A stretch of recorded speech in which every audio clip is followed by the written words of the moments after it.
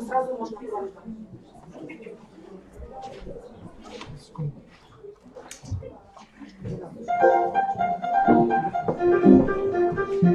летит по небу птица, она язык свой чтит. Давайте все учиться, попомни говорить.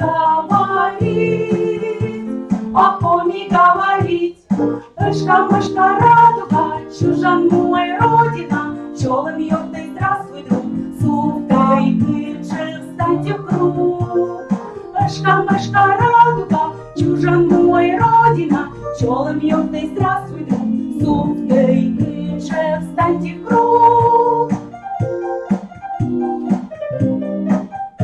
Не встретилась девчонка, косичками форсит, сказала, что Пахомий отлично говорит. Мышка, радуга, чужаной родина, пчелы бьет, да здравствуй, друг, сухой бычек, встаньте в круг. Мышка, радуга, чужаной родина, пчелы бьет, да здравствуй, друг, сухой бычек, встаньте в круг.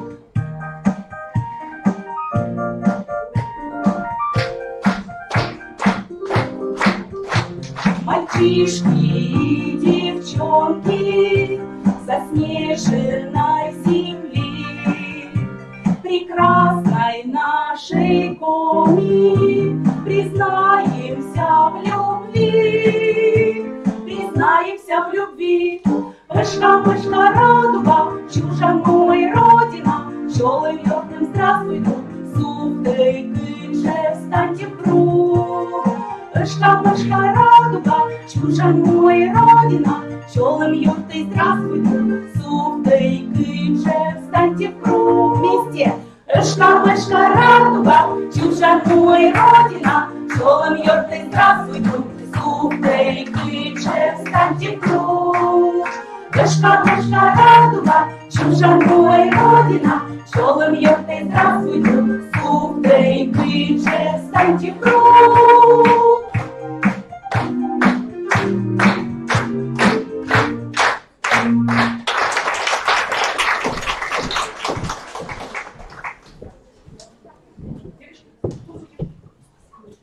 Бурлун до Надышки, Пыдипукта Начиновойты. Добрый день, педагоги, дорогие уважаемые, приглашенные. Очень рада видеть сегодня на нашем знаменательном событии, которое посвящено презентации программ и методических пособий по однокультурному образованию в детском саду. Я думаю, это событие долгожданное, потому что педагоги нуждаются в этих пособиях. И вот сегодня мы пригласили в наш Институт развития образования всю заинтересованную аудиторию, общественность, я думаю, те, которые этой работой занимаются уже. Я думаю, что самым главным в этих пособиях является то, что они дают ориентир педагогам в их работе по воспитанию в детях чувства любви к своей родине, уважения к народу, который дал название нашей республики, которые формируют желание учить коми язык с самого раннего детства вместе с родителями. И, конечно же, вся эта работа должна вестись в атмосфере любви, добра и уважения друг к другу. И то, что мы эту работу делаем, конечно, самое главное, это чтобы это приносило пользу для наших малышей, для наших джолюков.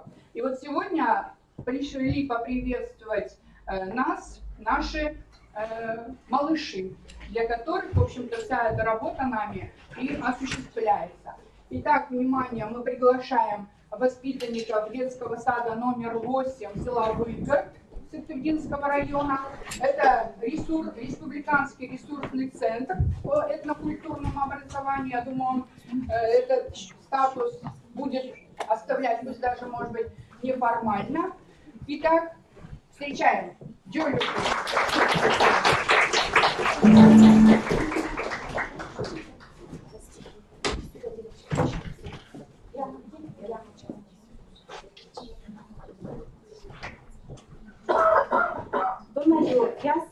Am cholom pianes vâlvon, dostavtăușa praznikesen, și am pian John Jaun, шудлун, да вы, фермам яс.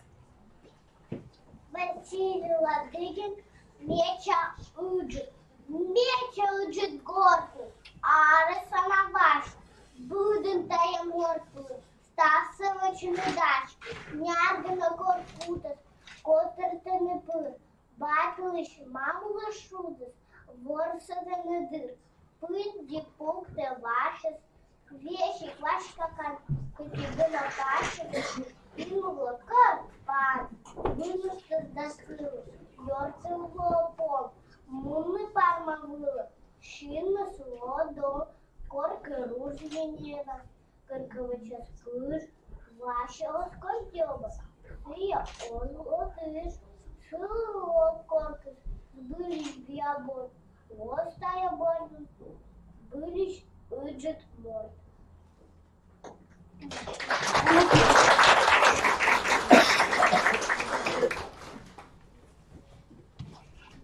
Сменным талом Дед Мороз, твои смены, твои скрича лыжи год, аски суста лыжи был, сей шакая гора была, гоя углань войскоста, караулы из коста.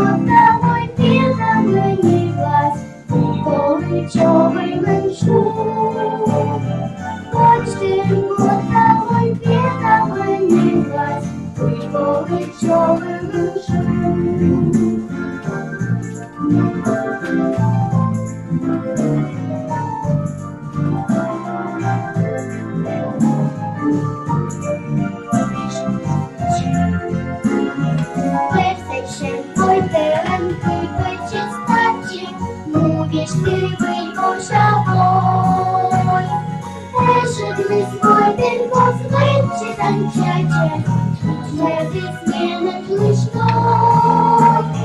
Решит вы свой перекос, вычи танчаче, безысменный лучной.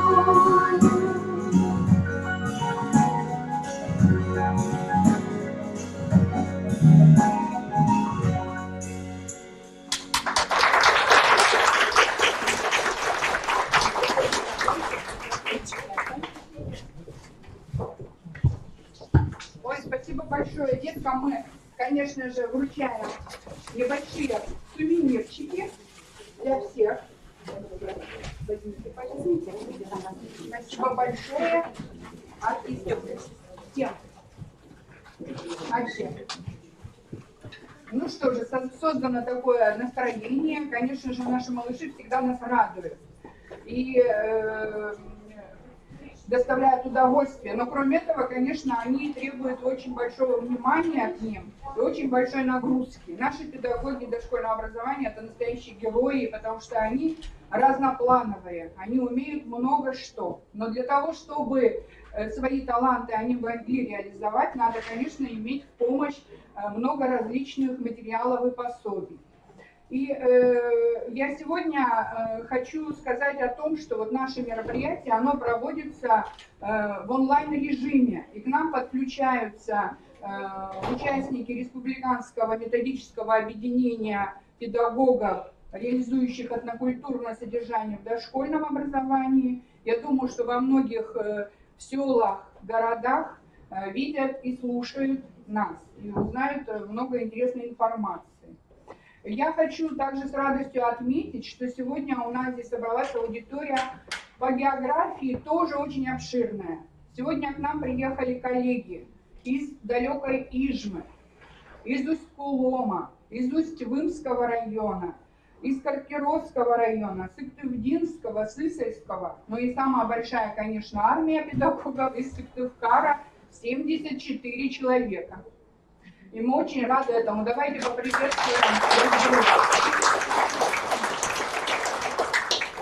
Уважаемые коллеги, у Министерства образования, науки и молодежной политики Республики Коми очень важным стратегическим направлением является создание самых благоприятных условий для образования в нашей республике, ну и в частности этнокультурного образования детей и молодежи, начиная с детского сада. И я с удовольствием хочу предоставить слово исполняющему обязанности министра Якимовой Наталье Владимировне. Спасибо. Приветствую всех, уважаемые друзья, уважаемое педагогическое сообщество Республики Коми. Действительно, сегодня очень значимое у нас мероприятие, презентация методических пособий, поскольку мы знаем с вами, что инструмент главного педагога – это различного вида методические разработки, методические комплекты. Спасибо. И поэтому очень приятно, что именно на такое мероприятие мы собрали такую прекрасную аудиторию. Хочу сказать, что дошкольный уровень образования является первым и обязательным уровнем, и мы с вами реализуем государственную политику в сфере образования. И она состоит не только в том, чтобы обеспечивать образование. Образование – это по закону об образовании Российской Федерации, это обучение и воспитание. А мне еще хочется сказать, что это еще и развитие наших детей. И именно мы с вами обязаны, должны ежеминутно, с самого маленького возраста развивать наших деток. Еще одной из государственных задач уже Республики Коми стоит – это этнокультурное образование наших детей. Мы часто с вами вынужденно подменяем родителей. И именно на нас с вами лежит миссия по этнокультурному развитию наших детей. От нас с вами зависит, будут ли они любить и уважать свою большую и малую родину. Как они будут относиться к другим людям. Как они будут относиться к краю, к земле, к природе, к культуре, той республики, того города, того села, где они живут. И хочу сказать, с уверенностью заявить, что вам, уважаемые педагоги, воспитатели, это прекрасно удается. Те детки, которые сейчас выступили перед нами, они уже демонстрируют просто супер результаты. Они говорят на каком языке, они понимают его, они уважают этот язык. Самое главное, что они приобщены к этой культуре Республики Коми. Прекрасные результаты у нас есть. Много мероприятий мы с вами совместно организуем, участвуем в различных акциях, много делаем. Но нам с вами действительно иногда не хватает инструмента. И вот те пособия, те образовательные продукты, и программы, и рекомендации, и рабочие тетради, и иные формы, они сделают нашу работу легче. Благодарю каждого педагога, кто принял участие и в разработке, и в апробации. Мы понимаем, что, конечно, под правильным, чутким руководством коллег из КРИРО, из Института развития образования, и, конечно же, сопровождая этот процесс лаборатории, которая у нас в институте создана, но без вашего участия мы не смогли добиться таких результатов. Самое главное, это тот продукт, который уже опробирован. Та рабочая тетрадь, которую я листала и видела, которая очень интересна для наших детей, она действительно может быть использована не только в детском саду, но и в школе. Вы, как педагоги, знаете, чтобы ребенок захотел что-то сделать, захотел что-то изучить, ему должно быть интересно.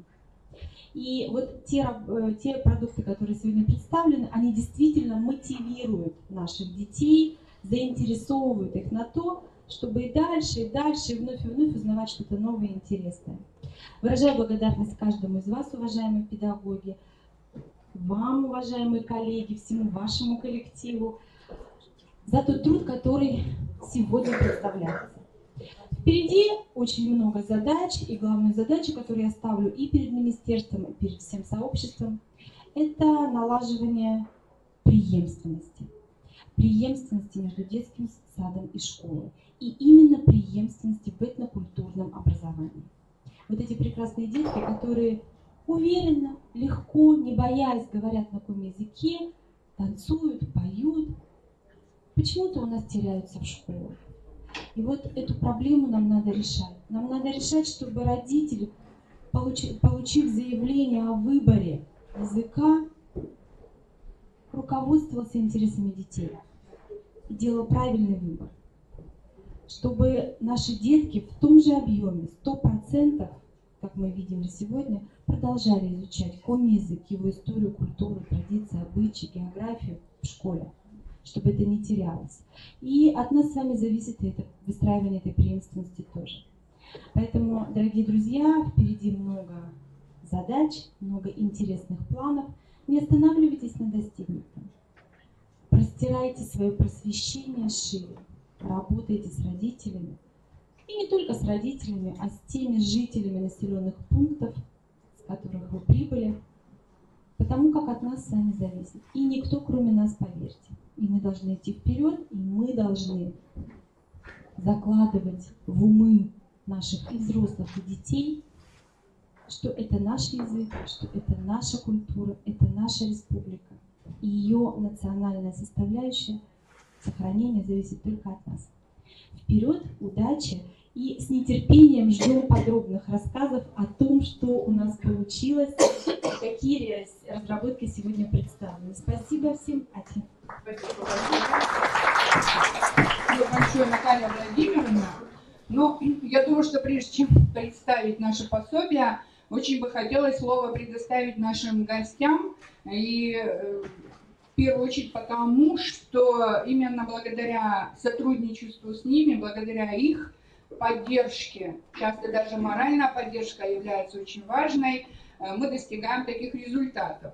И я с удовольствием хочу предоставить слово члену Совета Федерации, Федерального собрания Российской Федерации Валерию Петровичу Маркову, с которым мы сотрудничаем уже многие годы. И, в общем-то, любое какое-то наша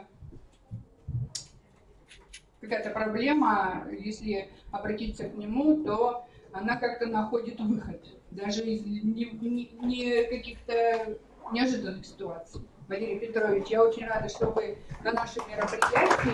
И я знаю, что вы душой болеете за такой язык. Добрый день всем. Я рад присутствовать сегодня здесь и считаю, что повезло, что я оказался именно в эти дни в Сыктывкаре. И мне удалось, скажем, увидеть и удастся еще увидеть много из того, что сделано. Хотя сказать, что я не в курсе, я такого не могу.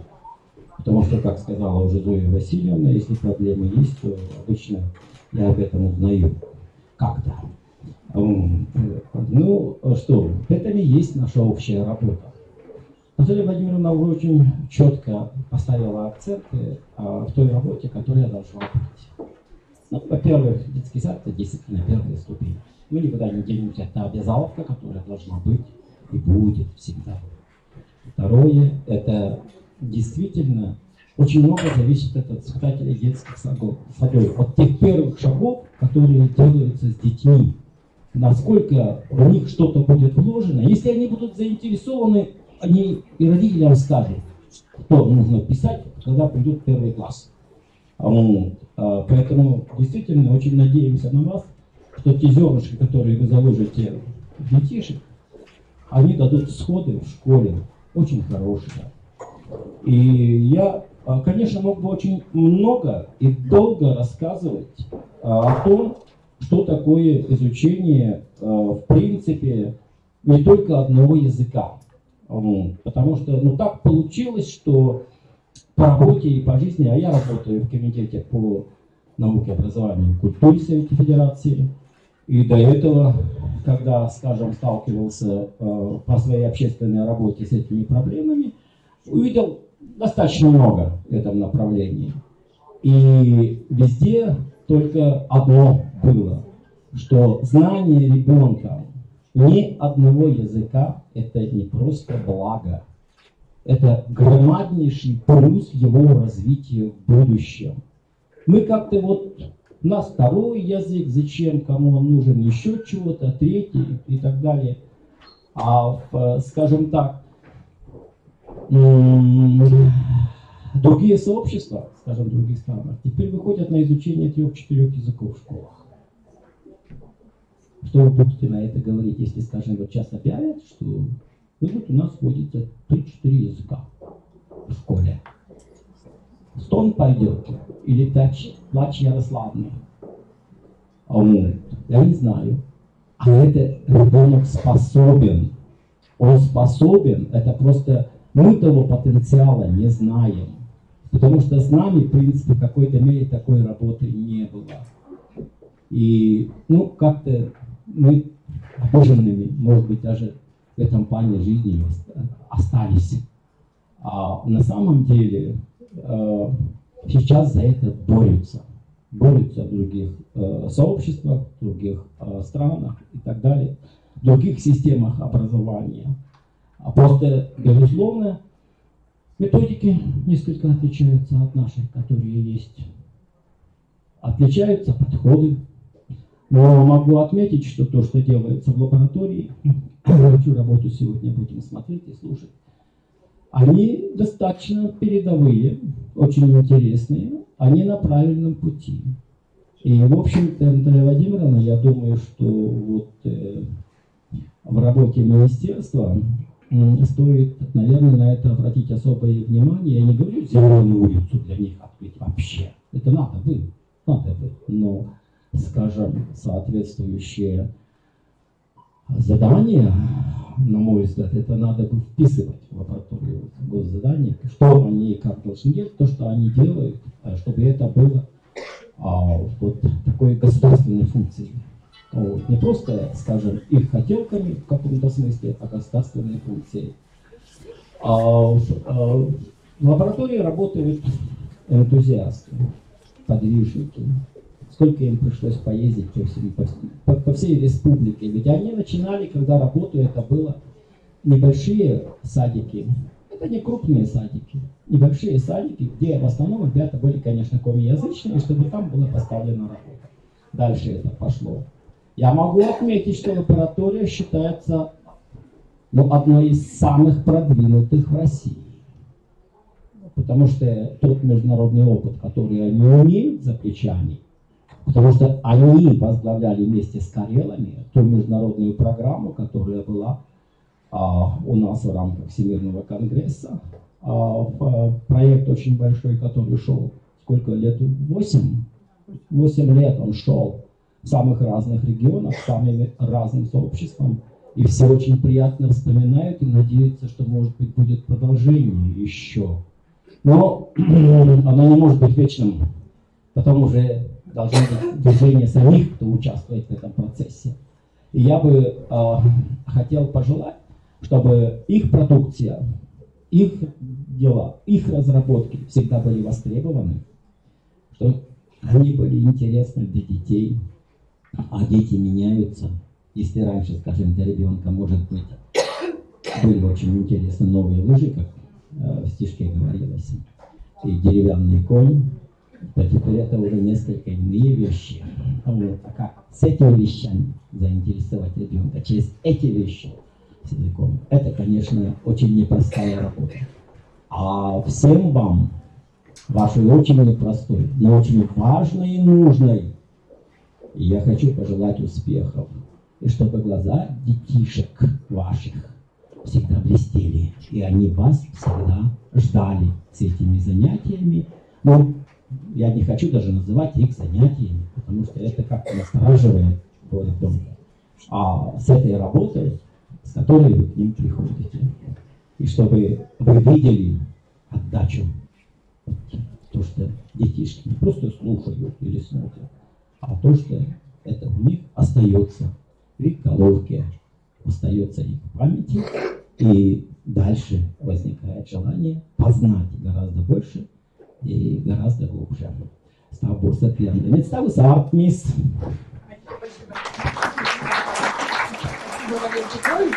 Так, уважаемые коллеги, авторы, заходите, пожалуйста. Марина Владимировна, а то у нас там они оказались. Да, сейчас вот забрали пособие для того, чтобы там дается интервью для Комикор, поэтому показывают современное пособие. Так, Марина Владимировна Рудецкая. Татьяна Ивановна сейчас что-то подойдет. Садитесь. Уважаемые коллеги, конечно же, очень важно, вот как сказал Валерий Петрович, сделать язык для ребенка современным.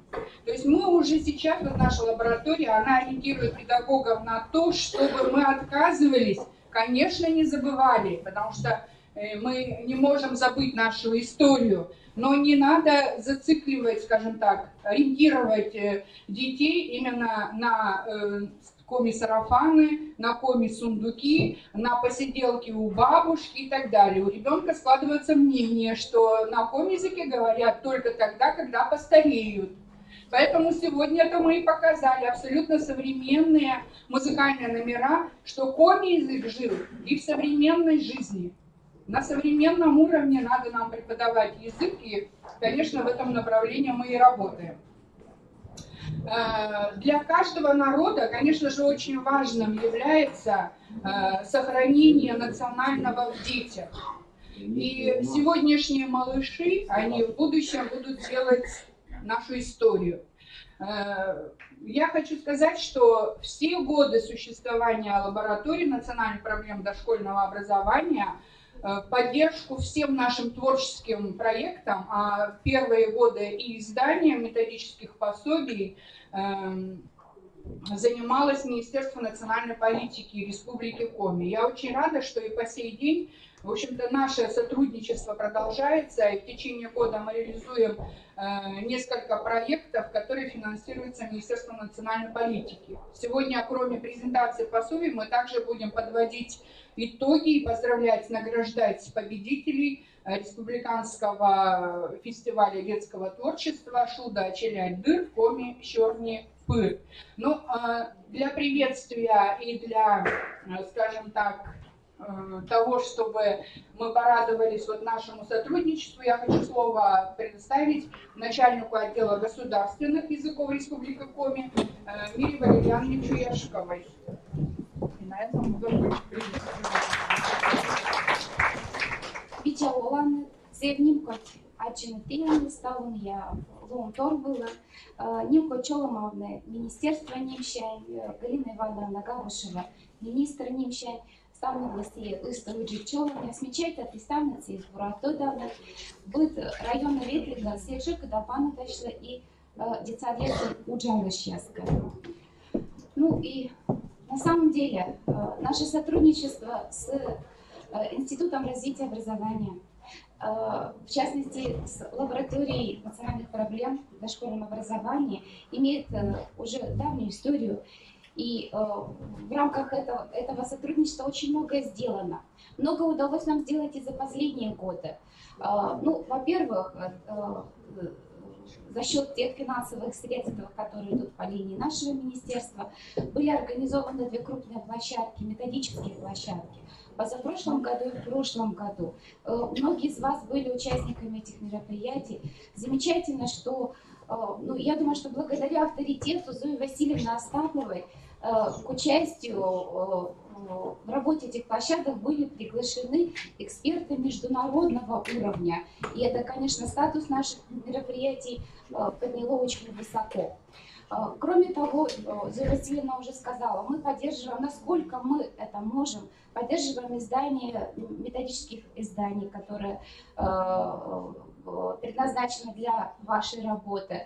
Поддерживаем мероприятия. Ежегодная финансовая поддержка идет на подготовку и проведение фестиваля Чолом Джолюкес. В прошлом году дополнительно к этому мы поддержали фестиваль Шудачилядыр Комишорный Пэр. Ну, кроме того, что мы работаем с лабораторией, мы, конечно, и напрямую работаем с районами, с детскими садами.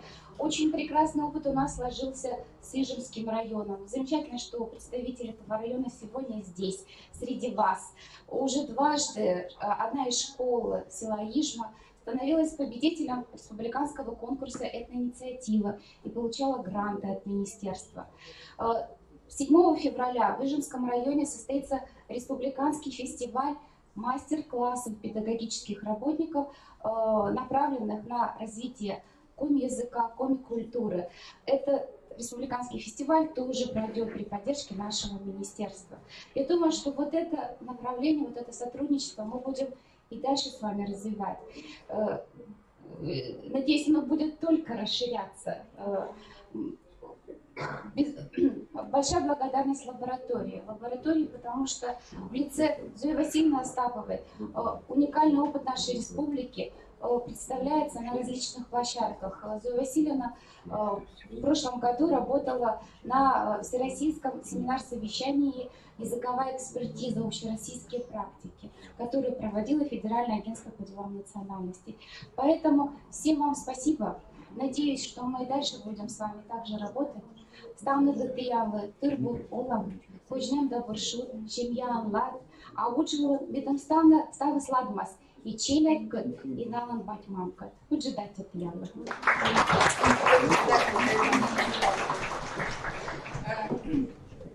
Коми Республиканский институт развития образования по праву многие годы, в общем-то, наверное, на протяжении всего времени является центром по созданию методических пособий, программ, учебников по обучению коми-языку и по этнокультурному образованию в Республике Коми. Именно здесь располагаются лаборатории и центры, которые сопровождают вот эту работу. Слово предоставляется ректору института Галине Владимировне Китай-Городской. Бурлон Дунайортиас. Добрый день, уважаемые коллеги, профессиональное сообщество. Я очень рада, что вы сегодня вместе с нами, не только в рамках презентации методических пособий, но действительно каждое мероприятие, каждое событие, которое проводится в Коми-Республиканском институте развития образования, лаборатории национальных проблем дошкольного образования, оно проходит с вашим участием. Участием вас как педагогов, участием вас как методистов. И мы сегодня понимаем, что лаборатория – это уникальное структурное подразделение нашего института. Мы можем действительно сказать, что это научная и методическая база для формирования этнокультурного сегмента дошкольного образования. сегодня уже говорили о том, что мы демонстрируем результаты деятельности нашего научного подразделения не только на уровне республики, не только уже на уровне Российской Федерации, но даже на международном уровне. В течение последних 2 лет Зоя Васильевна и наши сотрудники принимали участие в нескольких международных семинарах, на которых была как раз представлена работа лаборатории, но именно работа вас, наших педагогов. Поэтому осознаем, что сегодня на уровне республики сформирована команда педагогов, методистов и научных работников. И сегодня мы будем представлять, демонстрировать результаты работы команды Республики Коми. Я благодарю вас всех за то, что вы действительно сегодня работаете вместе с нами в единой системе. Я очень надеюсь, что в последующих перспективных проектах мы также найдем именно вашу поддержку. И сегодня именно на этой презентации вы увидите те методические пособия, которые действительно являются уникальными, и сегодня мы их будем впервые представлять. Спасибо всем сотрудникам лаборатории, спасибо, Зоя Васильевна, за мероприятие, за событие, которое важно не только для института, но и для всей республики. Спасибо, успехов! Итак, уважаемые коллеги, мы приступаем к основной части нашего мероприятия. Презентации методических пособий и программ для детских садов Республики Коми. Но прежде я хочу сказать о том, что для Республики Коми характерны разные виды детских садов. Переключите, пожалуйста. Разные виды детских садов по степени включения коми языка в педагогический процесс и по тому, каким образом реализуется этнокультурный компонент содержания образования. К счастью, в нашей республике мы сумели сохранить коми детские сады. Их более 70, где воспитываются наше будущее коми народа, дети, для которых коми язык является родным. И, конечно же, очень важно сохранить этих детей, важно создать самые благоприятные условия именно для воспитания и развития детей в этих детских садах. Для них, конечно же, готовятся специальные методические пособия и программы, а именно учебно-методический комплект «Джолюк». И детские сады, которые располагаются в условиях городов и поселков, в них, конечно, тоже активно реализуется работа по этнокультурному образованию. Коми-языку обучают как второму, государственному.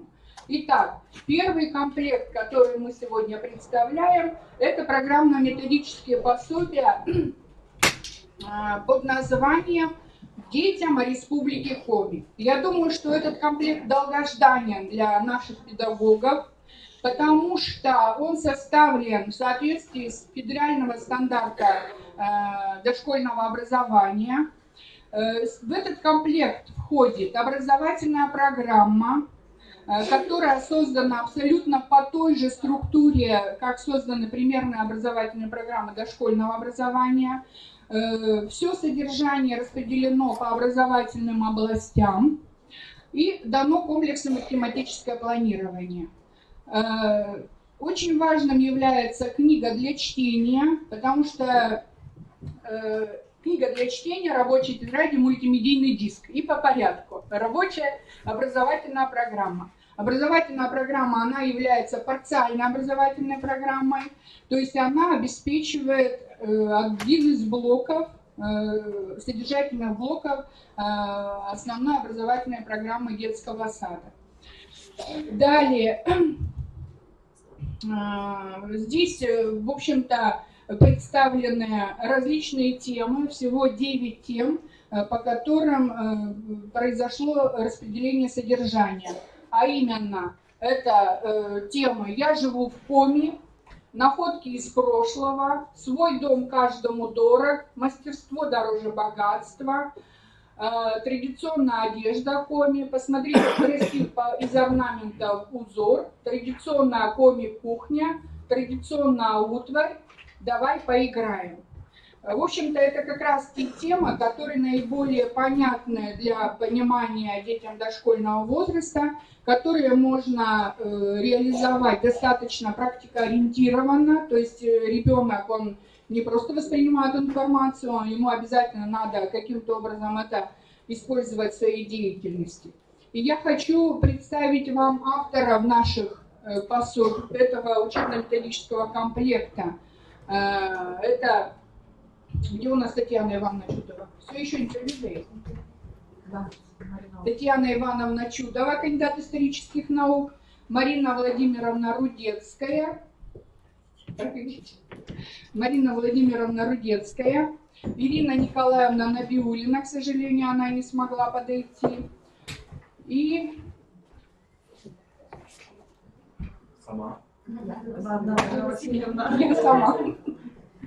Вот. Я хочу сейчас слово предоставить Татьяне Ивановне Чудовой, которая немного рассказала об этой программе и об этом учебно-методическом комплекте. Ну, или же мы представим сначала все остальное, да? Да. Так, книга для чтения детям дошкольного возраста. Чем ценна вот эта вот книга? Тем, что воспитателю не нужно искать информацию в каких-то энциклопедиях и различных научных сборниках и книгах. Здесь представлен адаптированный материал, который воспитатель может использовать для своих занятий, ну и для чтения детям. Здесь даются также некоторые задания и вопросы, которые можно использовать в ходе занятий. Самым главным достижением этой книги является то, что тексты даны на коми и на русском языках, потому что эта программа, она ориентирована буквально на все детские сады нашей республики для того, чтобы этнокультурное образование реализовывалось качественно. И воспитателю, который работает в коми детском саду, конечно, будут понятны программные задачи на русском языке, однако реализовывать это все в своей устной речи, чтобы как бы наша речь была достаточно грамотной и красивой, мы вот предлагаем такие тексты. Далее, рабочая тетрадь детям Республики Коми. Эта тетрадь издана при финансовой поддержке Министерства национальной политики Республики Коми. Опять же, в этой тетради представлены задания по всем темам, которые представлены, имеются в программе. Я хочу сказать, что, конечно, желательно бы эту рабочую тетрадь иметь для каждой возрастной группы. Но как бы на первое время, я думаю, этот вариант пособия тоже будет иметь очень большое значение. Составителями этой рабочей тетради являются Ирина Николаевна Набиуллина, Ирина Александровна Пасынкова, к сожалению, не смогла прийти, болеет, и Марина Владимировна Рудецкая. Художники Ирина Николаевна Набиуллина и вообще-то Ракитина Людмила Анатольевна. Ошибка у нас здесь в презентации. Людмила Анатольевна Ракитина. Сейчас она работает до сих пор в 14-м детском саду. Далее. Задания разноплановые, как открытые задания, которые понятны детям для рисования и так далее, так и для логического размышления. И последние составляющие этого комплекта – это мультимедийный диск. Где, кстати, эти все пособия? Мультимедийный диск детям Республики Коми. В общем-то, это уникальное издание. Оно во многом стало возможным благодаря Татьяне Ивановне Чудовой, потому что в этом диске собран материал буквально уникальный. Это и картины, и фильмы, и презентации, и, в общем-то, все, что нужно использовать в работе воспитателя в ходе реализации этой программы. То есть воспитателю не нужно искать специальную наглядность, вся эта наглядность в диске представлена. Вот этот вот первый комплект, который мы вам представляем, я думаю, что он необходим для работы, для педагога, для успешной работы. Согласны с этим? все кивают. Татьяна Ивановна, вам слово, как одному из составителей.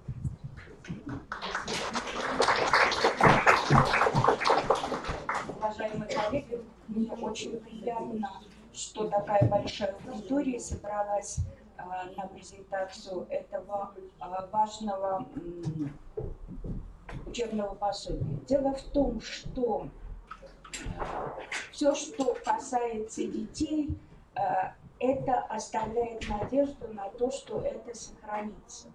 Одно дело знают ученые, одно дело публикуют ученые, другое дело это рассказывают дети. Поскольку детки, они как губка все воспринимают достаточно хорошо, и на то, что указывают воспитатели, а дети, которые живут в деревне, они видят дома, традиционные дома, они в них живут, они видят ту утварь, которая существует на поветях, не пользуются, но она все-таки существует. Те же туеса, те же соломки, все это позволяет детям по-другому посмотреть на культуру своих бабушек и дедушек. Это очень важно, поскольку лаборатория национальных проблем, она поднимает важную сторону пропаганды традиционной культуры. И это шаг в развитии национальной компоненты в дошкольном образовании. Знание детей о традиционной культуре позволяет надеяться, что это все сохранится и не только в музейных коллекциях, а дома будет использоваться в качестве элемента интерьера, и это создаст некую такую этническую самобытность. Поскольку мы в современном обществе живем в глобальном мире, где достаточно стандартные формы потребления, мы живем с одинаковой мебелью, пользуемся одинаковой утварью, носим одинаковую одежду. Это как бы нас полностью унифицирует, и нет никакой самобытности. А хотелось бы сохранить вот эту самобытность. И то, что публикуют эти материалы, позволяет надеяться, что эта самобытность, она сохранится. Это очень важно для того, чтобы преемственность между поколениями. Одно дело бабушки знают, другое дело, когда мамы, папы где-то что-то слышали, видели. И совершенно другое дело, когда дети начинают понимать и им рассказывают о вот этой традиционной культуре. И у меня искренняя благодарность воспитателям детского сада за то, что они взяли на себя достаточно трудную задачу рассказать детям о элементах комикультуры. И я надеюсь, вот тот комплекс публикаций, которые сегодня вам представили, поможет вам в достаточно трудной задаче по знакомству детей с традиционной культурой. Спасибо за внимание.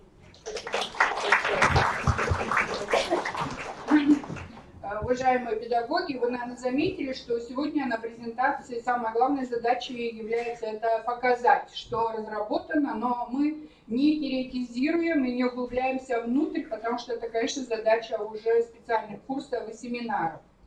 И если у вас есть вопросы вот по представленному комплекту, то вы можете задать, а если нет, то позвольте перейти к другому комплекту. Достаточно понятно, вот о чем мы хотели сказать, да? Спасибо. И следующим комплектом является программа и методическое пособие для коми детских садов. Конечно, этих детских садов немного. Конечно, некоторые считают, что это лишняя трата денег, может быть, даже издание вот специальных пособий, подготовка. Это не про нашу публику.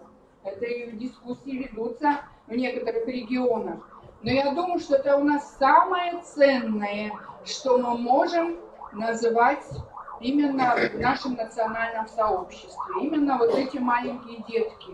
И они заслуживают, конечно, самого лучшего, я уже повторяюсь. Итак, в нашей лаборатории разработана вариативная образовательная программа, следующая, вариативная образовательная программа дошкольного образования на коми-языке, Джолю. Это уже 3-е издание, исправленное, обновленное, доработанное в соответствии с федеральным государственным образовательным стандартом дошкольного образования. Весь материал распределен по образовательным областям. Учтены все виды деятельности. И, в общем-то, комплексно-тематическое планирование, оно позволяет воспитателю достаточно легко запланировать свою работу. Авторами этой программы являются Вера Александровна Муравьева, Марина Владимировна Рудецкая, Надежда Николаевна Морозова, Ирина Александровна Синькина. Ну и, конечно же, как бы и я сама тоже имею к этому отношение, потому что самой главной задачей нашей лаборатории является разработка методических пособий и программ. И, в общем-то, это большой труд наших сотрудников, потому что я думаю, что создавать программы и пособия, а кто пишет сценарии на коми-языке, это очень трудно, потому что надо выбирать именно тот словарь, который будет понятен детям, нужно подбирать тот художественный материал, который будет интересен детям, нужно ориентироваться на наши национальные и региональные особенности, потому что даже математику мы должны детям, в общем-то, демонстрировать на том художественном материале, используя те стихи, сказки и какие-то поддержки, которые есть на коми-языке. Это большой труд. Я думаю, это поймет только тот, который сам пишет. Вообще писать – это самое трудное. Согласны с этим? Потому что вы сами знаете, что сейчас многим приходится этим тоже заниматься. Но самое-то ведь главное то, что педагогу детского сада часто вообще некогда писать. Ему надо работать с детьми индивидуально и каждый день что-то предлагать новое. Именно вот в помощь воспитателям детского сада, чтобы они не думали над каждым словом, чтобы они имели тот образец для речи, который, в общем-то, представлен в этих пособиях, мы и создаем вот эти наши пособия.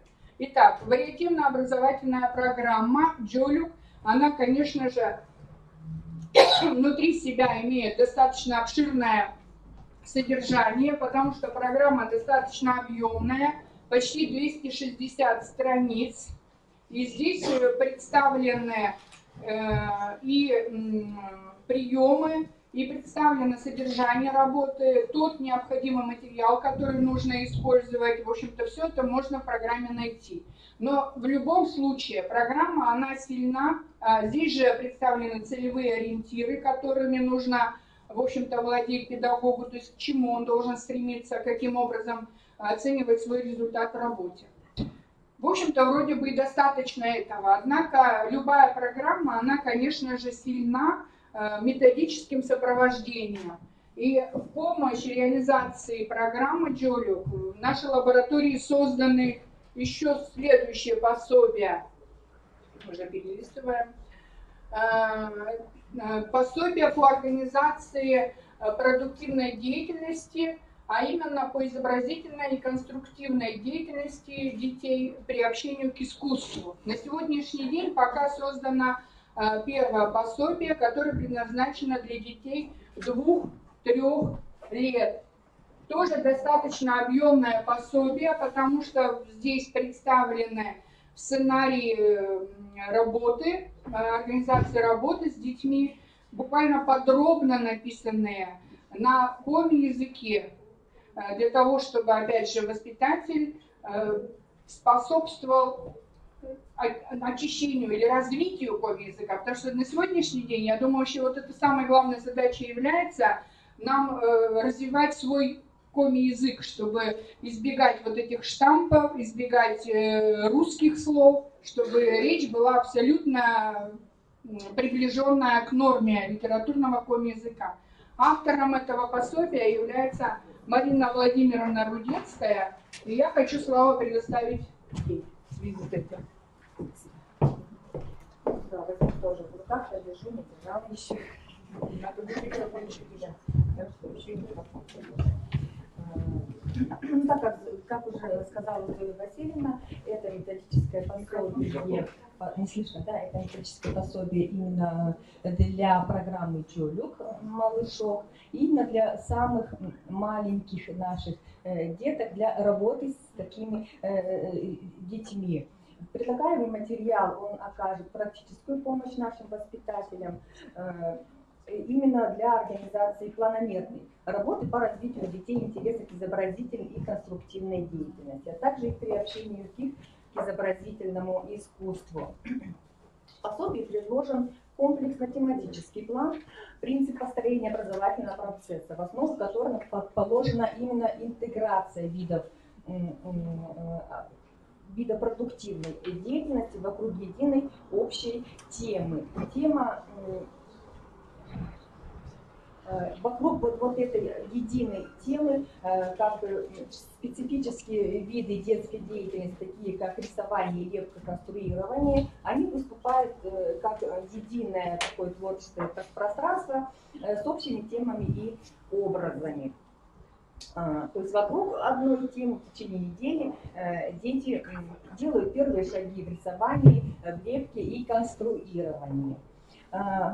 Также реализация программных образовательных задач предусматривается в пособии в адекватном возрасте в формах работы с детьми, прежде всего в форме игры, общения, познавательно-исследовательской деятельности,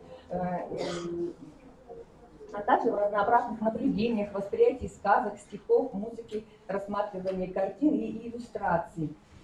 И самое главное, что я считаю, что в пособии как бы не предложен именно большая предварительная работа с детьми перед тем, как начать с детьми что-то творить. Потому что, сами понимаете, дети маленькие, да, у них еще очень маленький жизненный опыт.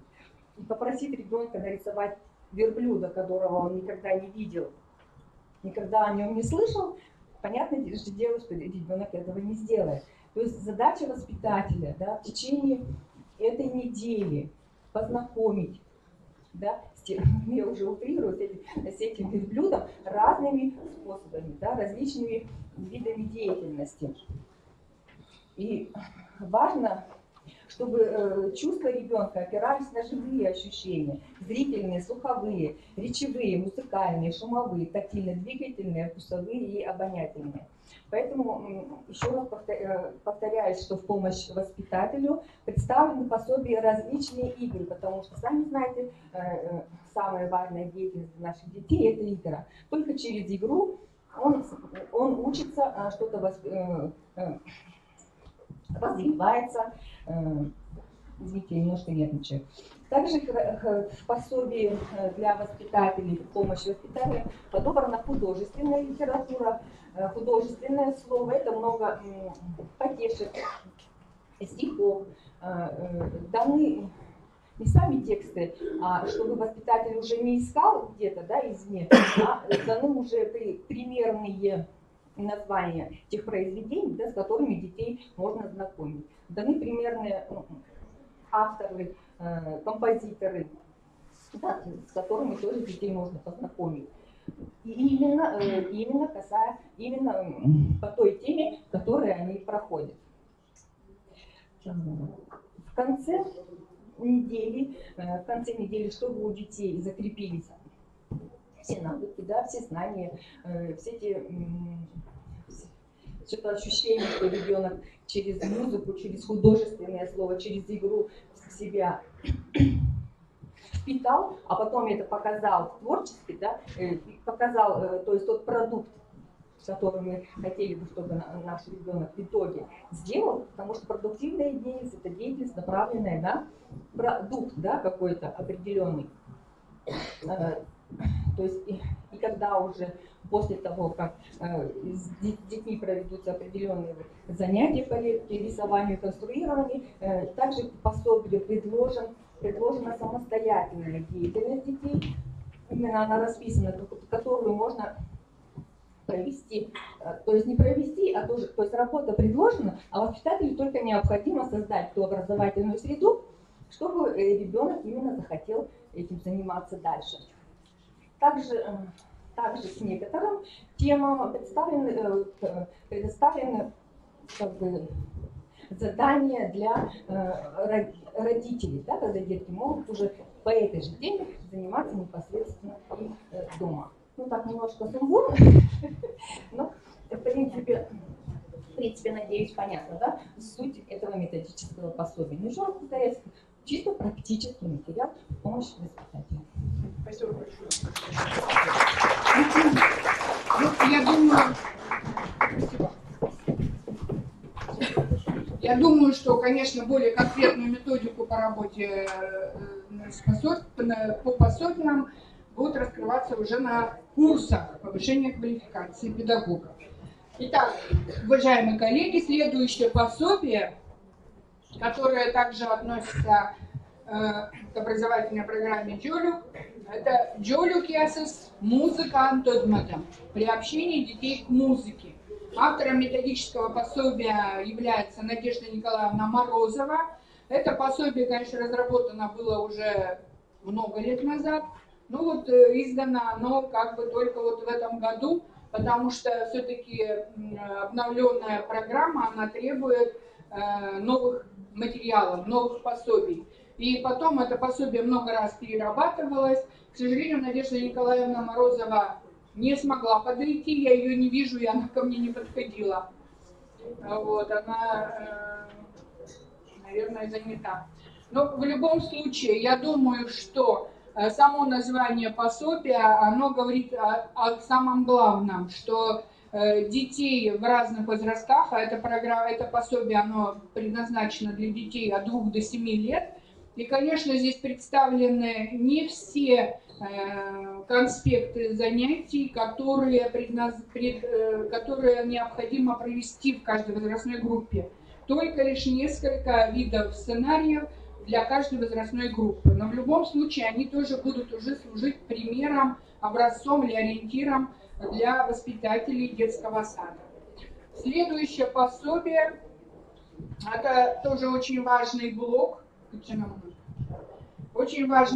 который является необходимым в образовательной программе детского сада, формирование элементарных математических представлений. Математика Севмада, математика Тодомолния Севмада. Автором-составителем этого пособия является Ирина Александровна Симкина, сотрудник нашей лаборатории. И на сегодняшний день разработаны методические пособия для детей 2-3 лет и 3-4 лет. Вот в плане этого года разработать пособия для детей 5-6, 4-6 лет. Вот. Что является самым важным и главным вот в этих методических пособиях, Ирина Александровна, скажите? Ну, я думаю, что самым важным является то, что все знания даются, опять же, на основе художественных произведений, с использованием игры. И, конечно же, самое главное – это увлечь ребенка. То есть знания даются абсолютно непосредственно. Очень важным является то, что все конспекты, все сценарии написаны на коми-языке. И, конечно же, круг разделов, он, в общем-то, полностью реализован. Круг разделов, которые должны быть в возрастных группах, в этих возрастных группах. Так, далее. Итак, вот мы сейчас представили вам учебно-методический комплект, программно-методический комплект для КОМИ детских садов под названием «Джолюк», «Малышок». И я думаю, что, конечно же, все те материалы, которые были изданы в программе «Джолюк» предыдущие годы, они также будут пополнять вот этот вот как бы перечень всех необходимых материалов. Потому что самое главное, что в них остается содержание на ком-языке. Ну и в дальнейшем мы надеемся, что пособия будут издаваться, переиздаваться. То есть самым главным сегодня является, чтобы весь этот комплект, он дошел до педагога. Он был в КОМИ детском саду обязательно, чтобы педагоги могли пользоваться этими материалами. Вот это самая главная задача. Спасибо. И третий комплект, который мы сегодня представляем, и который был создан и издан в прошлом году, это методические материалы по театрализованной и игровой деятельности. Эти материалы, они разрабатывались в рамках проекта «Школа игропедагогики Джолюк Малышок» на грант из президентского фонда. В общем-то, этот проект наша лаборатория достаточно успешно реализовала. И получились вот такие методические материалы. Первое – это книга «Материалы по организации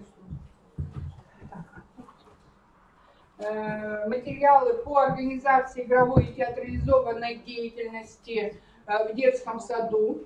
Эта книга составлена на русском и на коми-языках. Здесь даются методические рекомендации по организации театра в детском саду, какие приемы можно использовать. И, в общем-то, достаточно много практикоориентированного материала.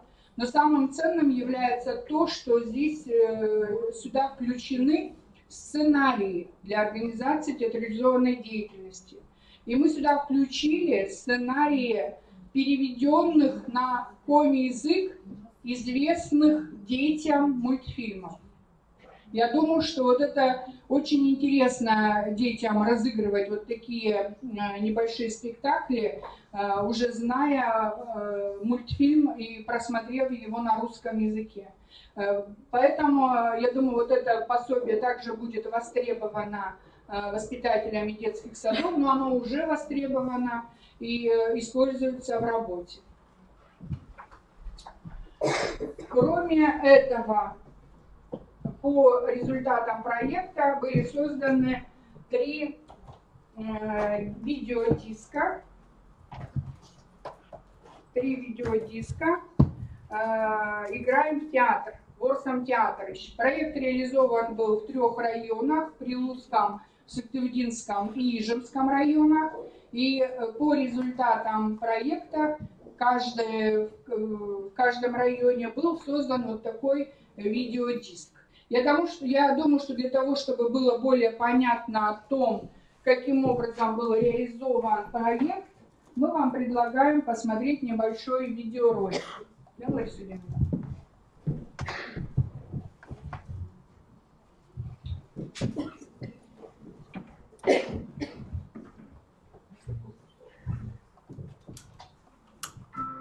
Зарнибохтеса, митча мыла, чужанкыв менам оланым дабыт, ожещёрнитны любый кылын, сымын ыттуртны ащым огмыт. Школа игропедагогики Джолюк Малышок – это республиканский проект, который реализован на средства гранта президентского фонда общественным движением «Коми Фойдер» совместно с лабораторией национальных проблем дошкольного образования. Работа школы направлена на улучшение качества детства сельского ребенка, активизацию детско-родительского общения на коми и русском языках и формирование в сельской семье позитивного отношения к воспитанию двуязычного ребенка.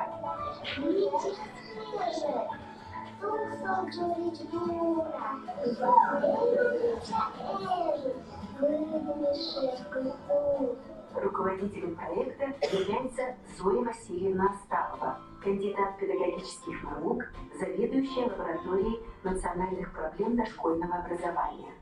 Давно известно, что игра является стимулом для развития творческих способностей, а также для формирования у ребенка представлений об окружающем мире. В игре происходит освоение детьми социальных ролей, приобретение жизненного опыта. Игра увлекает и включает ребенка в новые для него отношения, формирует мировоззрение.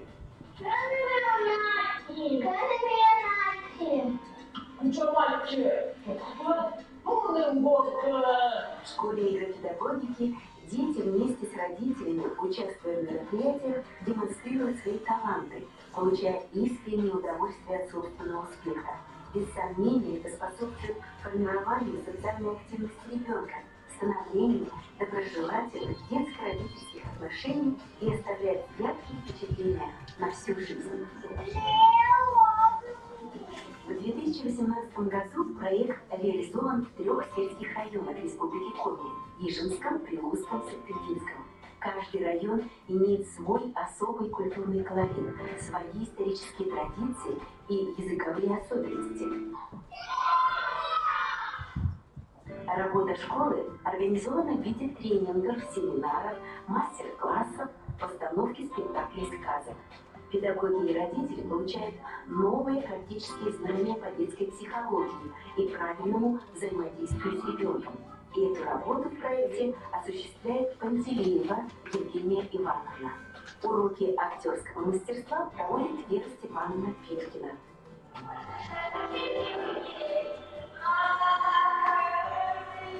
Бутарина Елена Михайловна обучает разным играм и показывает, как можно их оформить музыкально.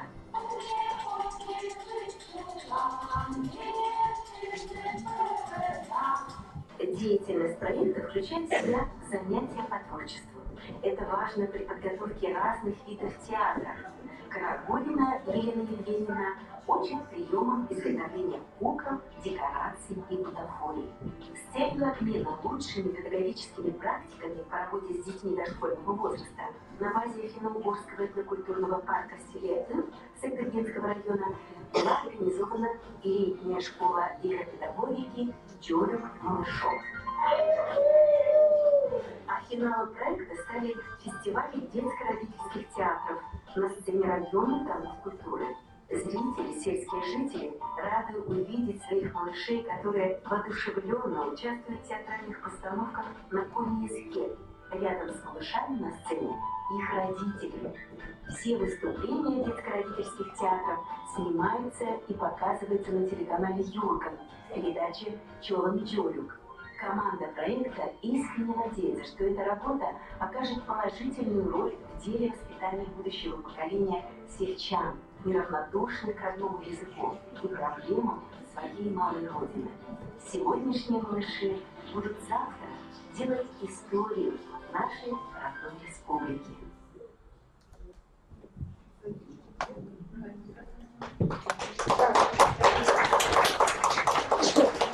Так, уважаемые коллеги, вот мы представили сегодня вот те материалы и те программы, пособия, которые изданы в 2018 году. И сейчас хочу слово предоставить представителю Ижемского района, заведующей детского сада номер 2 село Ижма, Наталье Валерьевне Чубровой, о том, чтобы она все-таки высказала свое мнение по поводу представленных материалов.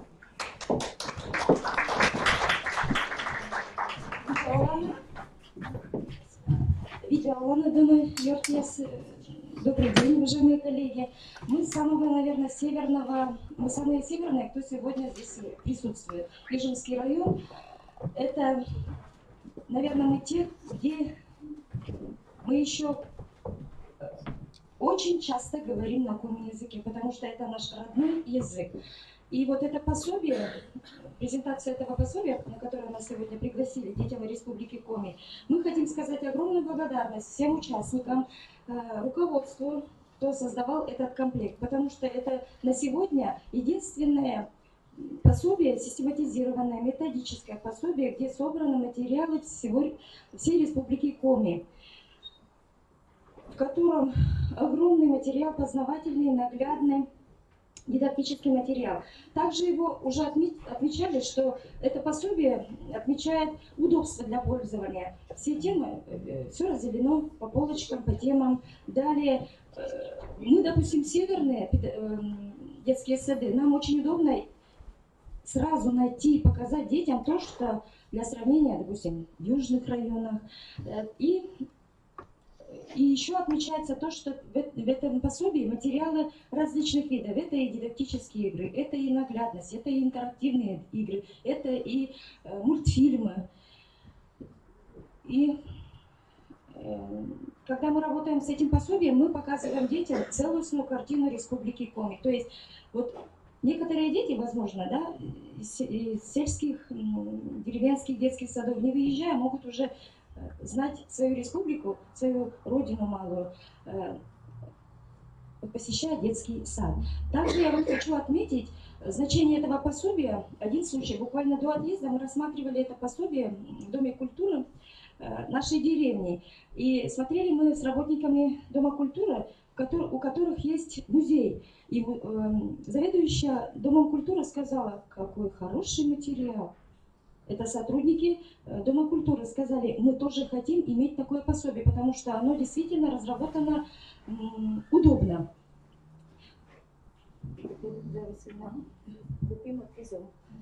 Так. И, значит, ну, конечно же, спасибо огромное всем разработчикам, всем участникам. А мы уже со своей стороны это пособие будем расширять, потому что у нас территориальные особенности, они чуть-чуть отличаются от южных районов. И в любом случае это пособие мы будем под себя адаптировать, скажем так, не переделывать, не перерабатывать, а делать под себя. Поэтому ваше пособие найдет в наших детских садах расширение. Спасибо огромное. Спасибо большое. Ну, я думаю, что действительно есть такие регионы, в которых культура абсолютно уникальна. Я думаю, что даже в любом районе мы можем найти какие-то особенности. Любая программа, она имеет возможность быть именно адаптирована для своего района, для своей местности.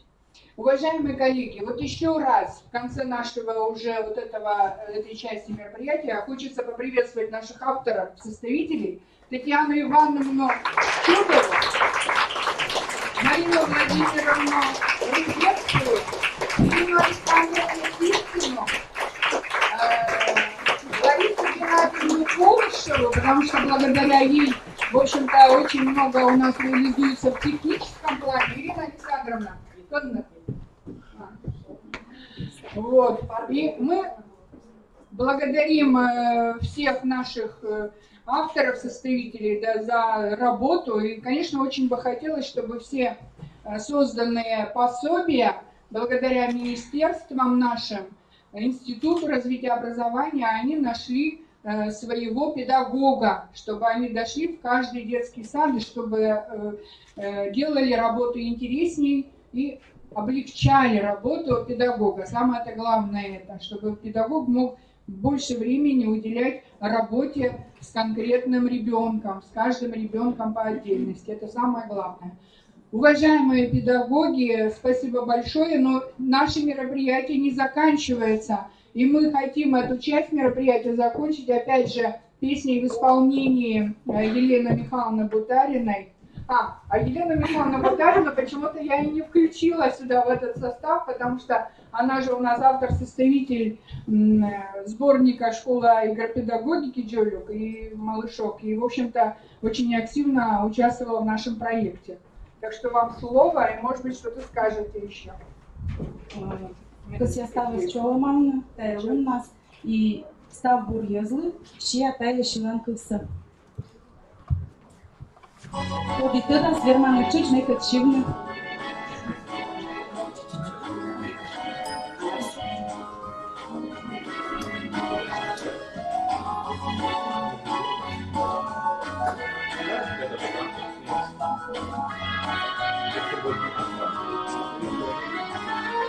Закрыт Şon bir pulsayı и тулыс воште, черплачив, гдёлан вылам, поли пармам, гдёлан вылам, чужаным, гдёлан вылам, поли пармам, гдёлан вылам, чужаным. Егда бургез, пышнянда сон, елеш ветлес, ловить пор, мурышлый погнетой, шачишлый готовой, радичишлый юмовдой. Шань маму спэй, шачелы мама, бургына верна пасчитан, ясно езем, статя езем, слышелым шанем, Шишан, ясно езем, статя езем, слышелым шанем, Шишан, егда бургез, вышнянда сон, елеш метлес, ловить пор, мурышлый погнетой, шачишлый готовой, радичишлый юмовдой. Идёт черпас юкалымыз, и удачловым тыром рым, мы яланкаем, чужан муас, подбочты вещи, любовь, мы яланкаем, чужан муас, подбочты вещи, любовь. Егда бургез, пышнянда сон, елеш метлес, ловить пор, мурышлый погнетой, шачишлый готовой, радичишлый юмовдой. Егда бургез, пышнянда сон, елеш метлес, ловить пор, мурышлый погнетой, шачишлый готовой, радичишлый юмовдой.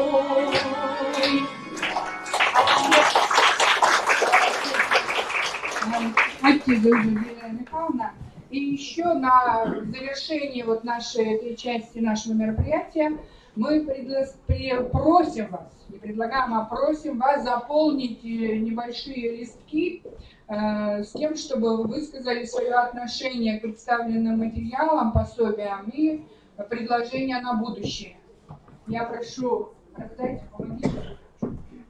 Значит, здесь вопросы, и я думаю, у всех найдется карандаш или ручка, чтобы высказать свое мнение. И затем мы соберем вот в этот вот туес красивый. Марина Владимировна поможет. Все у нас друг другу помогаем. Уважаемые коллеги, сейчас мы переходим к следующей части нашего мероприятия, а именно подведению итогов Республиканского фестиваля детского творчества «Шуда Челядыр, Коми, Чорни, Пыр». Первое момент. Итак, этот фестиваль был организован в период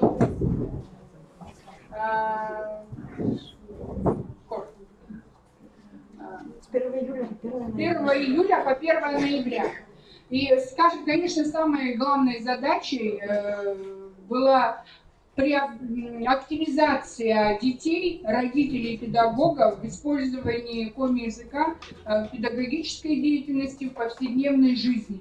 Этот фестиваль проводился заочно, он проводился в разных номинациях, а именно литературное творчество, песенное творчество, мультфильм, коми-комикс и звучащая книга. Фестиваль проводился в разных возрастных категориях, то есть по каждой номинации анализировались работы детей от 3 до 4, с 4 до 5, с 5-6 и с 6 до 7 лет жизни. очень отрадно сказать, что активность участников была высока. Участвовали 99 педагогов и 134 ребенка из 13 муниципальных образований нашей республики, и всего было представлено 86 работ. География обширна. От севера и до юга были представлены работы. Итак, хочу сказать о том, что фестиваль проводился заочно, но чтобы все могли увидеть представленные работы, то есть как раз вот это уже будет наглядным подтверждением, мы создали электронный сборник, где представлены все участники этого фестиваля. Буквально все работы. Сейчас мы приступаем к награждению по номинациям. Первая номинация – это литературное творчество. Для того, чтобы вы представили, какие работы были представлены в этой номинации, мы предлагаем небольшой ролик.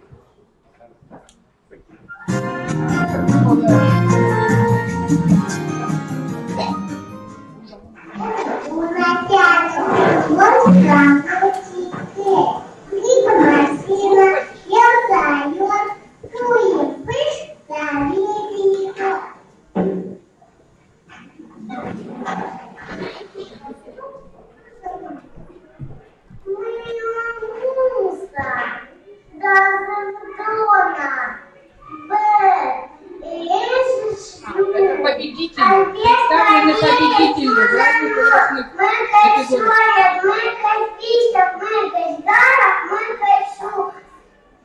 Михаил Лебедев, чужому, ничего не даю, я классно гуляю, вот так. Кучер Коля.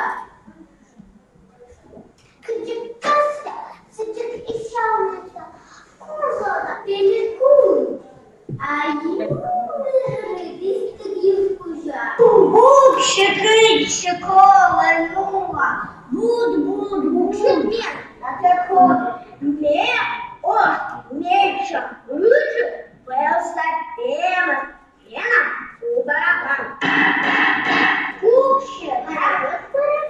Букшик мен, а такой мен, луч, пашкырбэш, мен, дильзёт. Букшик, Итак, мы награждаем победителей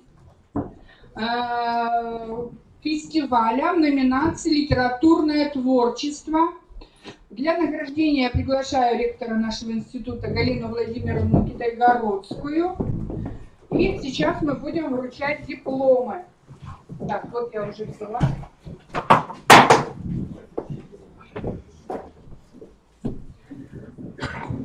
Надо, наверное, кто будет микрофон. Итак, в номинации 3-4 года мы вручаем дипломы и подарки.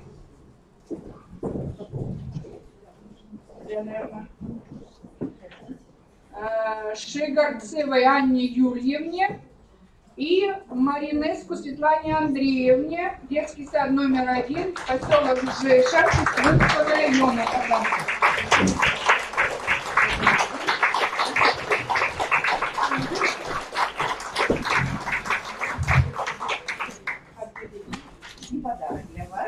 Подарок для вас. Литература – это нужное оборудование, и это вот для детей. Спасибо. Будем участвовать в других тоже наших проектах. Удачи. Спасибо. Конечно. Да, Василий, давайте с вами фотографируемся.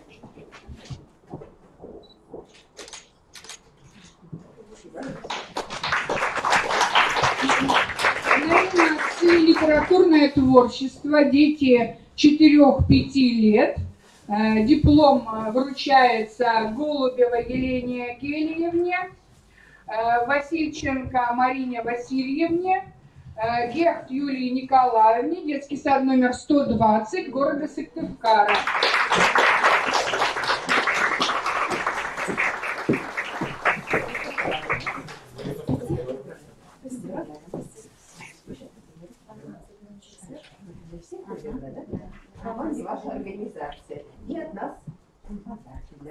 большое. Спасибо. И детям.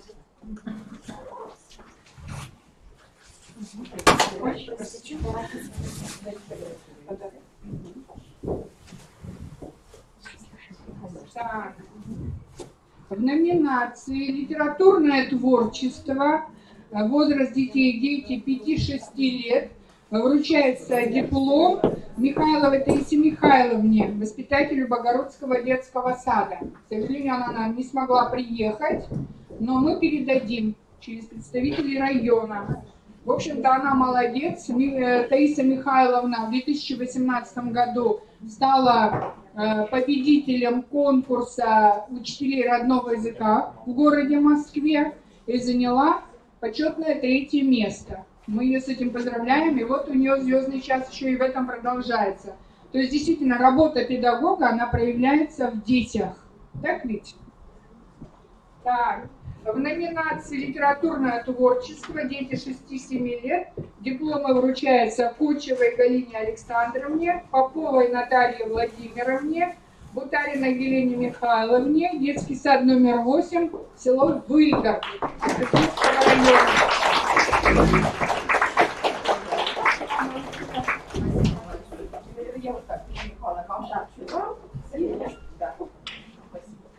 И подарки. И детям.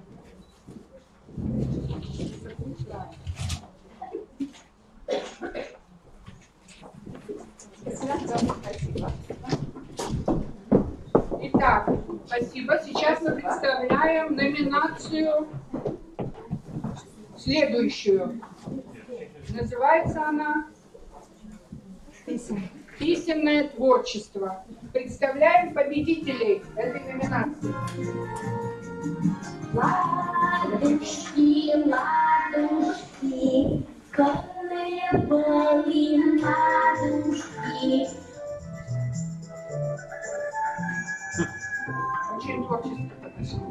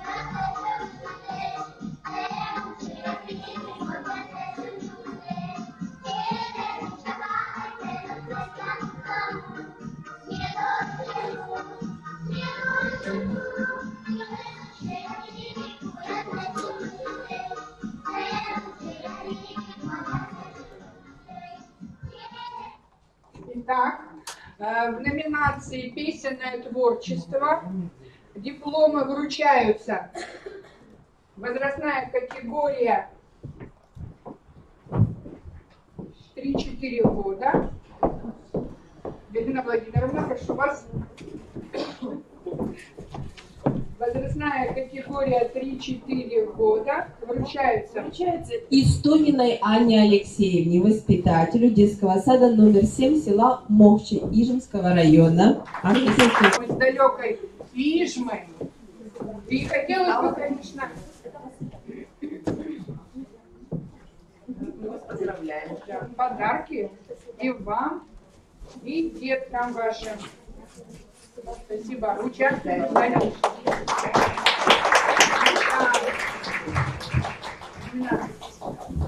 Номинация «Песенное творчество». Дети 4-5 лет. Дипломом награждается Темноева Анастасия Леонидовна. Прошу прощения. Село Зеленец Тырдинского района. Анастасия Леонидовна, вы сегодня с нами?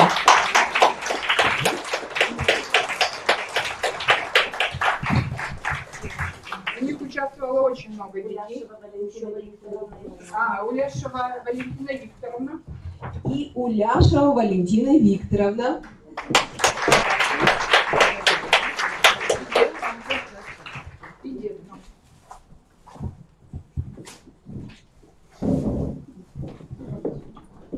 Следующая номинация «Песенное творчество. Дети 5-6 лет». Диплом награждается Падикова Татьяна Алексеевна, Усть-Куломский детский сад номер 7. И Субач Евгения Николаевна, музыкальный руководитель, коллеги вместе с нами. Мы очень рады приветствовать наше языковое гнездо Усть-Кулома, которое продолжает работать. Молодцы, и радует нас. Да. И вам, конечно, подарки. Следующая номинация «Песенное творчество. Дети 6-7 лет». Диплом награждается Ляпунова Лариса Юрьевна, детский сад номер 8, комбинированного вида село Вильга. И Бутальная Лена Михайловна, музыкальный руководитель. Все призы наши забирают. Спасибо. И мы этому очень рады. Спасибо, хорошая команда, которая работает вместе с нами. Да, руководитель Валентина Васильевна Пономарева. Я прошу вас на фотографию.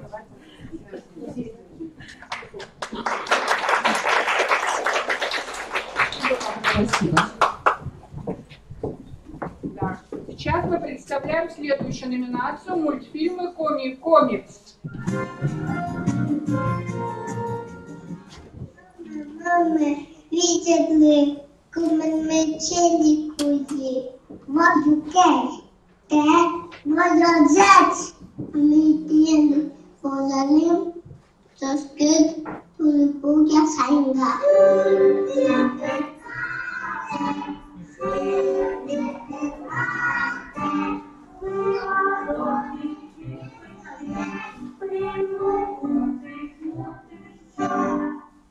Анже, качево.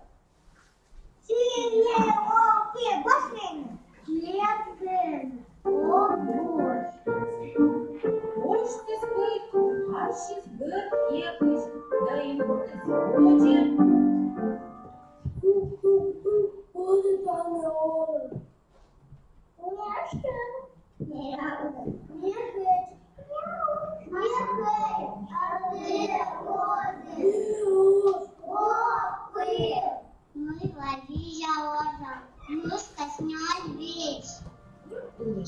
Свежа орда, сия ош может то будучи сас голову морош, шельки это свежа ордасы, аслас куш бужья лапа нас. Мой муж вас полис еще движец. Суборанста вижа орда ясна мушка сернёл виж. Итак, в номинации мультфильм и комикс, пожалуйста, Галина Владимировна, приглашаем вас для вручения дипломов. Дипломы вручаются по возрастным категориям. Итак, первая возрастная категория. Дети 3-4 лет. Победитель Михайлова Таисия Михайловна, воспитатель Богородский детский сад Паркировского района. Вот она второй.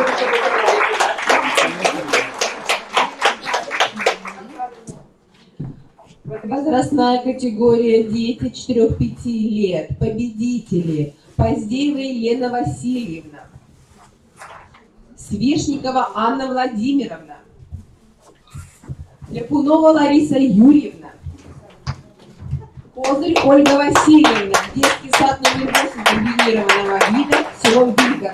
Спасибо, коллеги, что вы вновь представляете такие изумительные результаты. Спасибо. Подарки.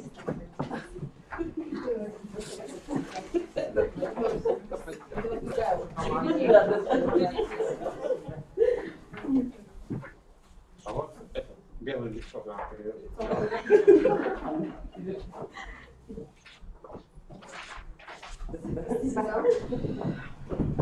Следующая возрастная категория. Дети 5-6 лет. Диплом награждается Огнева Ольга Владимировна, Сухарева Татьяна Евгеньевна, Королева Галина Владимировна,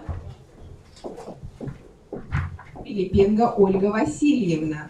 Детский сад номер 2 комбинированного вида, поселок городского типа Жешет-Успенский район. Спасибо, коллеги.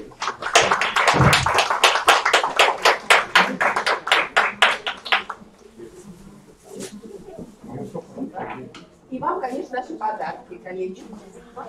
Спасибо большое.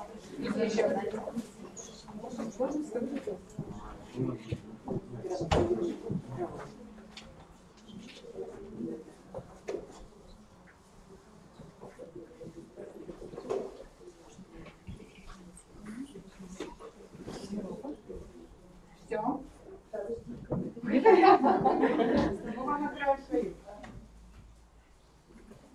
Так, все, некогда уже.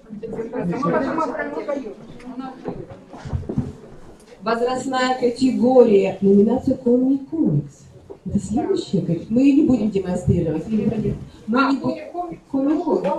Может быть. Уважаемые коллеги, в номинации комикс. Возрастная категория дети 6-7 лет. Диплом награждается Вертеленко Ольга Ивановна и Субаш Евгения Николаевна. Детский сад общеразвивающая Вита Улыбка, село Ускулом.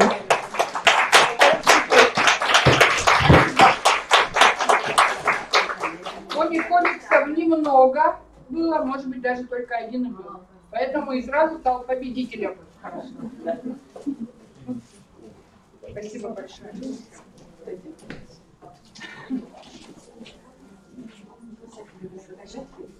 Итак, все награды вручены, но я сейчас хочу представить вам экспертов, которые выбирали победителей, для того, чтобы вы не думали, что, в общем-то, экспертиза, она проводилась буквально только лишь внутри нашей лаборатории. Экспертов было много, они все были со всей нашей республики. Я хочу сейчас их представить. Зоя Васильевна, тогда представляем, и я вам передаю микрофон. Спасибо большое, Галина Владимировна. Итак, экспертам мы вручаем сертификат за то, что они работу такую проводили, и также им дарим диск для того, чтобы они все материалы для себя оставили в своем архиве, что они участвовали в такой работе. Так, мы приглашаем Лизихину Ирину Леонидовну, старшего воспитателя детского сада номер 83 города Сыктывкара. Мы приглашаем Нестерову Наталью Николаевну, методисту информационно-методического центра Ускуломского управления образования. Сюда выходите, пожалуйста. Я просто буду прочитать, чтобы быстрее все это. Мамонтову Ирину Владимировну, старшему воспитателю детского сада номер 1, методисту по дошкольному образованию Карпировского управления образования. Сажину Ольгу Александровну, ведущего эксперта управления образования администрации Сысольского района. Давай сейчас даем уже. Мамонтовой Владимировне. Нестеровой Наталье Николаевне. Так, Сажина Ольга Александровна, Сысольский район, я думаю, отвезут, да, кто здесь. Рудецкая Марина Владимировна, заведующая детским садом села Лызы, и автор-составитель, куда-то она уже отвезла, мы ее видели. Цыпунова Татьяна Михайловна, старший воспитатель детского сада номер 8 села Выгород, наш республиканский ресурсный центр по этнокультурному образованию. Каневой Анне Александровне, старшему воспитателю детского сада номер 2 село Ижман, я думаю, Наталья Валерьевна, вы передадите. Вот и все. Я думаю, что мы должны поблагодарить наших экспертов за их работу. И я хочу, чтобы Ирина Владимировна хотя бы в 2 словах охарактеризовали свое мнение по представленным работам. Надо сказать, что работа была удивительно интересной. Работы были настолько разнообразные, что приходилось по несколько раз просматривать, пересматривать, потому что, ну, сами понимаете, 18-20 работ сразу в голове-то не удержать. Нужно было сравнить, посмотреть. И получили, конечно, огромное удовольствие, но я думаю, что и сами мы для себя очень много взяли, то есть наши точки роста для себя тоже определили. Поэтому огромная благодарность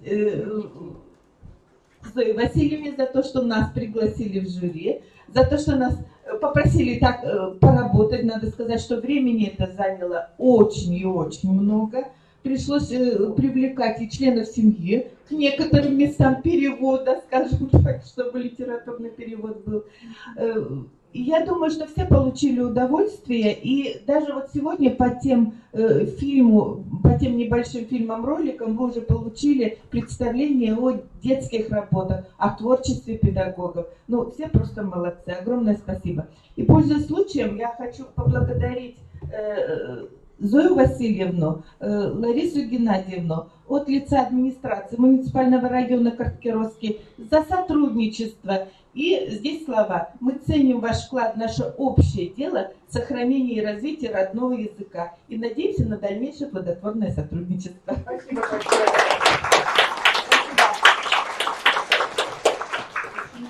Приятно.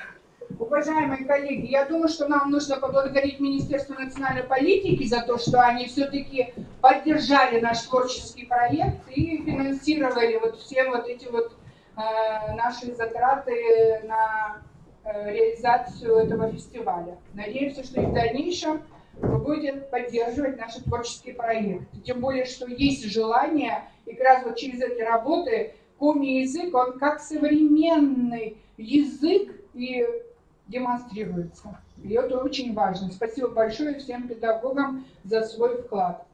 Уважаемые коллеги, вот на этой приятной ноте разрешите завершить наше мероприятие, но прежде я хочу высказать особые слова поддержки, особые слова благодарности за поддержку всем сотрудникам нашего института, всем сотрудникам лаборатории национальных проблем дошкольного образования, особенно Центру информационно-издательской деятельности, лично Любовь Николаевне Катанзийской, ректору нашего института Галине Владимировне Китайгородской за то, что вы всегда нас поддерживаете. Вот, и я думаю, что мы вас не подводим в этом. Ну и как бы для логического, очень благодарю Министерство национальной политики и, в общем-то, всех педагогов. Я вижу среди них вот тех, которые с нами идут вот многие уже десятилетия вместе с нами. И я очень благодарна этому. Для логического завершения нашего мероприятия я предоставляю слово заместителю начальника отдела общего образования Министерства науки и молодежной политики Республики Коми Савиной Юлии Анатольевне, потому что я вижу в ее лице именно вот того человека, который будет нам помогать в продвижении вот всех этих изданий по нашей республике. И затем, уважаемые коллеги, мы вас ждем на чаепитии в 323-й аудитории. Всем дружно. Спасибо. Уважаемые коллеги, хотелось бы выразить большие слова благодарности от лица министерства за такой прекрасный, искренний, теплый праздник демонстрации наших пособий, учебных пособий, да, в области этнокультурного образования. Это говорит о том, что мы с вами идем уверенно по линии образования, да, смотрим далеко в будущее, о том, что у наших детей, у нашего языка есть настоящее и будет славное будущее. И очень приятно тут видеть своих коллег. Найдите золотой ключик каждому сердцу нашего ребенка, нашего маленького жителя Республики Коми. Потому что из него, из маленького жителя, вырастает большой гражданин Российской Федерации. Любите себя, любите свою семью, цените свою работу и всегда с уважением и великодушием относитесь и к нашим родителям, и к нашим детям. С праздником! Спасибо! Спасибо. И еще минуточку. Этот же год у нас еще год театров, и как раз та деятельность, которая уже у нас есть, предлагаем вам ее продолжать, укреплять и развивать. Хорошо. Спасибо. Спасибо. Была бы только возможность ездить по районам. Надо будет какой-то грант тогда, да, на транспортные наши. Уважаемые коллеги, Есть, может быть, у кого-то еще такое прям насущное желание высказаться? Если же нет, то я думаю, можно это продолжить обсуждение в 323-й аудитории. Поднимаемся все, всех там вас ждут с радостью. Спасибо большое.